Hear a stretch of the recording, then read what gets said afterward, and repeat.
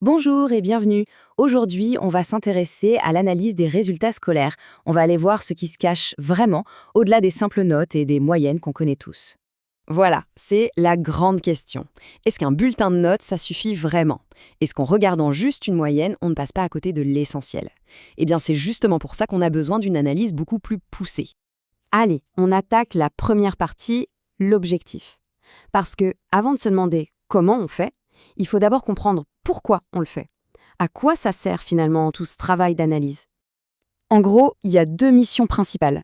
La première, c'est assez simple, avoir une photo claire et nette du niveau scolaire, que ce soit pour un élève, une classe ou même tout un niveau.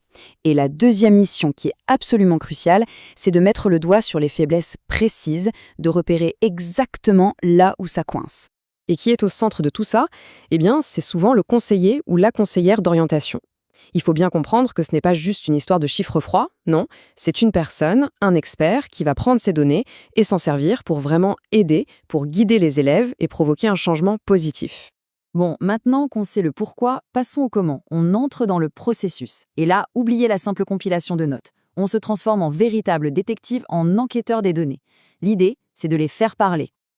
Mais attention, il y a une règle d'or, une condition de base. Pour que tout ça fonctionne, il faut que les données de départ soient fiables. Ça veut dire quoi? Ça veut dire que les contrôles doivent être justes, équitables, et que la notation soit la même pour tout le monde. Sinon, c'est simple, on compare des pommes et des oranges, et l'analyse ne vaut plus rien. Le processus, il est super structuré. Il se déroule en 4 étapes bien définies. Pensez-y comme une feuille de route qui nous mène des chiffres bruts à des conclusions vraiment utiles. On va les regarder une par une. Première étape, la collecte. C'est la base de tout. On rassemble toutes les notes, tous les résultats et on organise tout ça proprement dans des tableaux. C'est le travail de fond, un peu fastidieux, mais indispensable. Et maintenant, étape 2, on passe aux outils statistiques pour faire parler ces chiffres. Alors, la moyenne, bien sûr, tout le monde connaît, ça donne une idée générale. Mais attention, la moyenne peut être très trompeuse. C'est là que ça devient intéressant. On regarde aussi ce qu'on appelle la tendance centrale, c'est-à-dire la note qui revient le plus souvent, la note typique du groupe. Et surtout, on analyse la dispersion. Est-ce que toutes les notes sont regroupées autour de la moyenne, ou est-ce qu'au contraire, il y a un énorme fossé entre les très bonnes et les très mauvaises notes? C'est ça qui nous dit si la classe est homogène ou si elle est complètement éclatée. Troisième étape, la synthèse. Une fois qu'on a analysé les détails, on prend du recul, on dézoome, on regroupe toutes ces infos pour avoir une vue d'ensemble.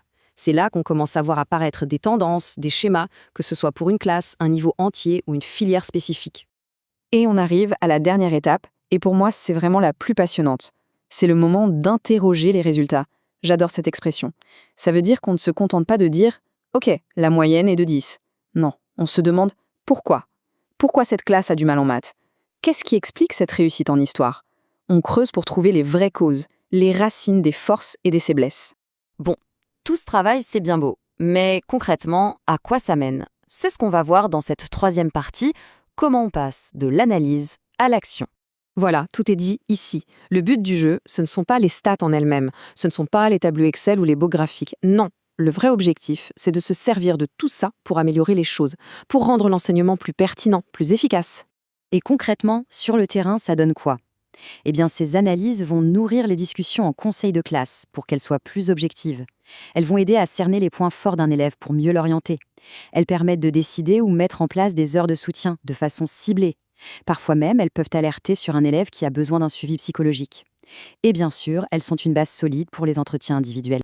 On touche maintenant au cœur du sujet, comment on fait le lien, le pont, entre toutes ces données, tous ces chiffres, et le besoin bien réel et individuel de chaque élève. Regardez, c'est vraiment l'histoire de deux mondes qui se rejoignent. D'un côté, on a l'analyse quantitative, on regarde les groupes, on utilise les statistiques, on repère des tendances générales.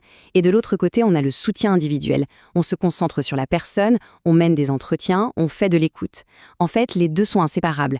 L'analyse de groupe nourrit l'action individuelle. Au final, ce qu'il faut retenir, c'est que les données ne sont qu'un outil. Un outil puissant, certes, mais juste un outil. Leur seule et unique finalité, c'est de nous aider à mieux comprendre et donc à mieux soutenir chaque élève, un par un. Et on termine avec cette question qui est peut-être la plus importante de toutes. Derrière chaque chiffre, chaque ligne dans un tableau, il y a un élève, une personne, avec son histoire unique. Alors la vraie question, c'est comment fait-on pour que ces outils nous aident à mieux entendre cette histoire sans jamais la remplacer?